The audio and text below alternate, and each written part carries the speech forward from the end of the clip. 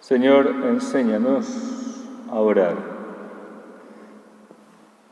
Este discípulo era buen discípulo, el que hizo esta pregunta, porque lo que se espera de un discípulo es querer aprender, ¿verdad? Lo más importante es eso, querer aprender. Aprender del mejor maestro, del maestro bueno. Y estaréis de acuerdo en que éste escogió al mejor maestro. Estaba siguiendo a Cristo y no perdió la oportunidad. Quiso aprender de él y le pregunta y le pide que le enseñe sobre la oración. Porque claro, si nosotros nos preocupásemos por aprender cosas del día a día, cotidianas, pues mira, para eso hay muchos maestros, para eso pues ya tenemos muchas fuentes de información, pero para las cosas importantes, para las cosas que tienen que ver con nuestra vida en el Espíritu, con nuestra relación con Dios, y por tanto, con las cosas verdaderas, con las cosas que no pasan, con las cosas realmente importantes, necesitamos aprender. Y necesitamos aprender rectamente. La oración es una realidad espiritual, porque nos lleva a relacionarnos, a tratar con Dios, que es espíritu. Y no podemos hacerlo desde la carne, no podemos hacerlo con nuestras fuerzas, no podemos hacerlo con nuestra mente no renovada, carnal, con nuestros deseos desordenados tantas veces, queremos cosas que no nos convienen, etc. No podemos hacerlo así. El Señor también les puso una vez un ejemplo que dice que bajaron a orar a la sinagoga dos. Uno era un fariseo, el otro un pecador, y el fariseo pues decía en su oración pues que le daba gracias a Dios, porque él era perfecto, porque todo lo hacía bien. Entonces, ¿qué tenía que hacer Dios? Premiarle. Él ya le daba la solución a Dios, lo daba todo hecho. Y dice el Señor que ese volvió a su casa pues sin relacionarse con Dios. No le sirvió de nada, o a lo mejor le sirvió de problema, porque todo eso a lo mejor le sirvió para endurecer más su corazón, para alejarse más de Dios en vez de acercarse. Y es que la carne no nos relaciona con Dios. Para hacerlo, para orar, necesitamos acercarnos en el Espíritu. ¿Y cómo se hace eso? Bueno, pues esta es la pregunta, ¿verdad? Esta es la pregunta que este discípulo le hace al Maestro. Y en la respuesta de Cristo hay muchas cosas, vamos a mencionar 3 o 4, hay muchas cosas. Una de ellas es que le dice cuando oréis. No le dice si oráis, cuando os parezca bien, sino que da por supuesto que necesitamos orar y que eso debe ser un hábito, algo asumido, parte de nuestra vida, que no podemos pasar sin oración. A ver, a nadie hay que explicarle que tiene que respirar para vivir, lo hacemos automáticamente. Nadie se hace un plan, un objetivo, pues sí, hoy voy a respirar 44.530 veces. Nadie se propone eso, lo hace sin pensar, lo hace porque lo necesita y porque si no, no tiene vida, muere, si se niega a respirar. Pues bien, si nosotros nos negamos a orar, y esto no lo podemos hacer sin pensar, sino que tenemos que decidirlo y quererlo. Pero si nos negamos a orar, tenemos ese mismo riesgo de perder la vida, pero no la vida en la carne, sino la vida en el Espíritu. Luego, la necesidad de la oración es imperiosa, como el respirar para el cuerpo, para la vida en el Espíritu, para la vida espiritual. Ahí entramos en la relación con Dios. Pero no solo hace falta orar, hace falta orar bien, orar como el Señor nos enseña. Entonces vamos a ver alguna cosita más que el Señor dice de cómo tenemos que orar, ¿verdad? ¿Y cómo debe ser esa oración para ser correcta? Entre otras cosas, el Señor nos dice cuáles deben ser nuestras intenciones principales en la oración. Y voy a mencionar sobre todo dos. La primera dice: perdónanos nuestros pecados. Perdónanos nuestros pecados.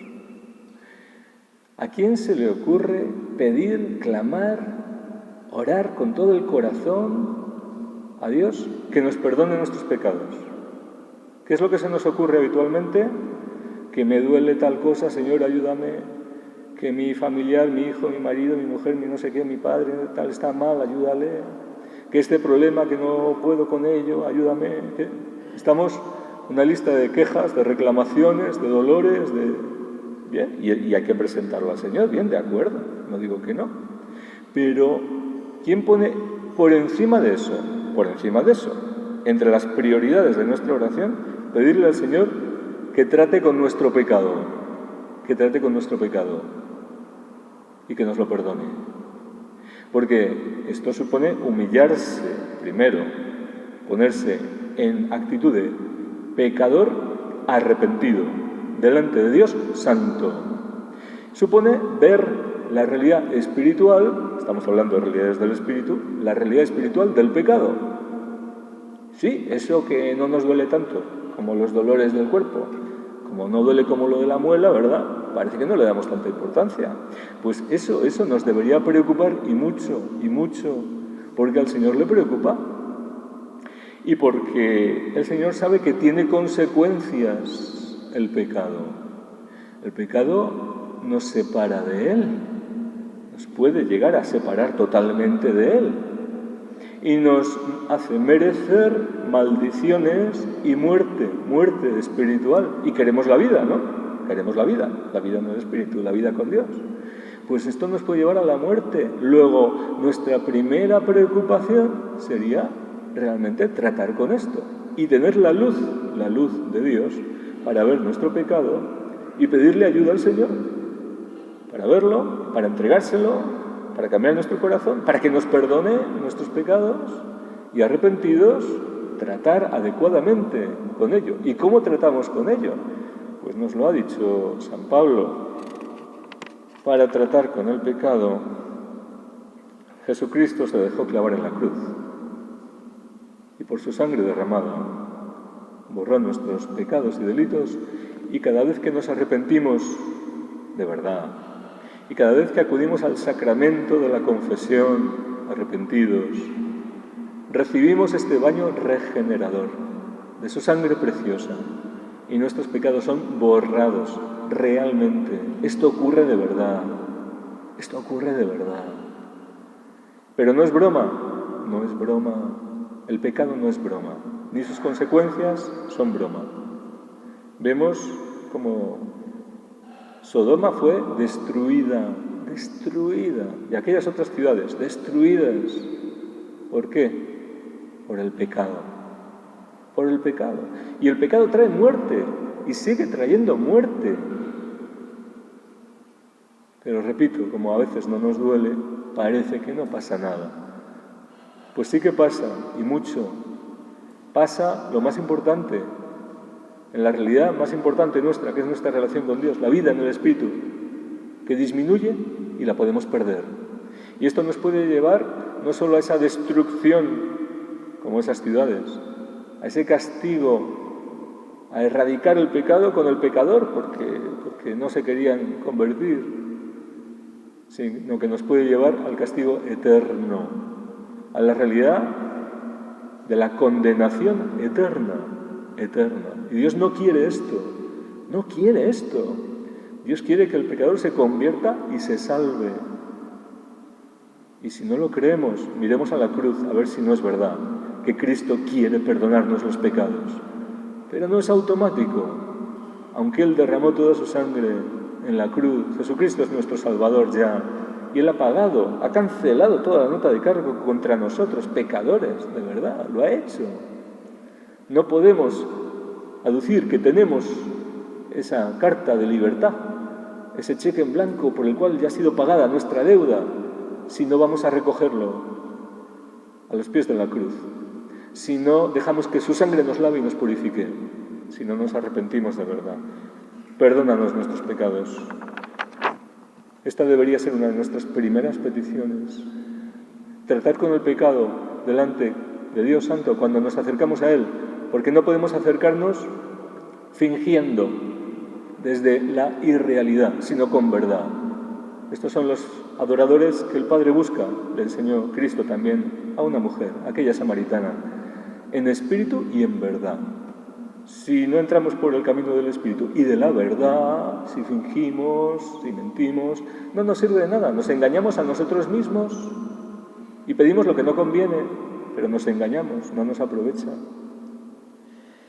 Perdónanos nuestros pecados. Y otra de las cosas que enseña el Señor aquí, que deberían ser prioridad en nuestra vida, dice que si insistimos al Señor en oración, Él que es bueno, Padre bueno, ¿cómo no nos dará el Padre del cielo el Espíritu Santo a los que le piden? A los que le piden. Significa que el Señor supone que estamos pidiendo el Espíritu Santo. Pero no por curiosidad, a ver si pasa algo, a ver si siento algo, a ver si... No. El Espíritu Santo es Dios.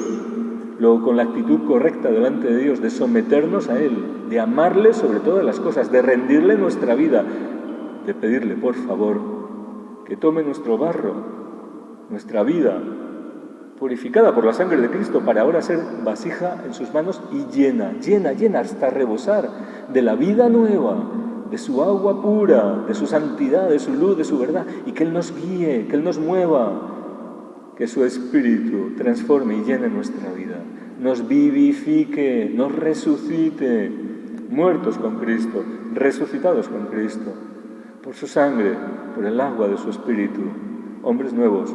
Este es el deseo de Cristo, esto es lo que el Señor les enseñó a sus discípulos. No sé si también estamos en la misma escuela o nos hemos perdido alguna lección, pero estamos a tiempo. Siempre hay la recuperación en septiembre, ¿no? Pues este verano que sea de darle aquí a este temario, a esta lección, a pedir al Señor de corazón, que perdone nuestros pecados, que nos haga hombres nuevos y que nos llene de su Espíritu, que nos vivifique, que nos mueva como Él quiere.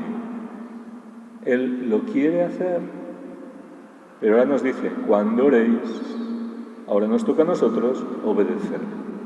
Vamos a ver cómo el Señor es fiel.